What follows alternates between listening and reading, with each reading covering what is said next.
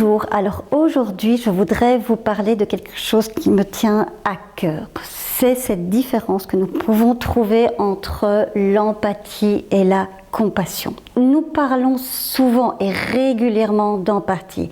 Sachez qu'il y a une grande différence entre les deux. Nous sommes dans deux termes qui sont positif. Mais par contre, dans l'empathie, nous serons plutôt dans un système de protection, alors que dans la compassion, on est dans le lien. Je vais vous expliquer avec un exemple. Vous imaginez que des parents ont un enfant qui a une maladie grave. Lorsque les parents sont dans l'empathie, ils vont ressentir la souffrance de leur enfant.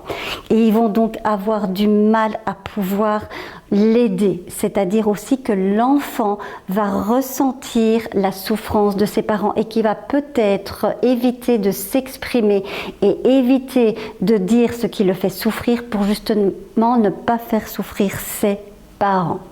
Lorsque ces mêmes personnes sont dans la compassion, à ce moment-là, les parents ne souffrent pas de la maladie de leur enfant. C'est-à-dire qu'ils gardent assez de liens et assez d'amour avec eux-mêmes et avec leur enfant pour pouvoir leur donner le soutien qui est nécessaire. Et à l'inverse, l'enfant va ressentir cet amour et ce soutien et va donc pouvoir aussi mieux s'exprimer face à sa souffrance, car il sait qu'il sera soutenu.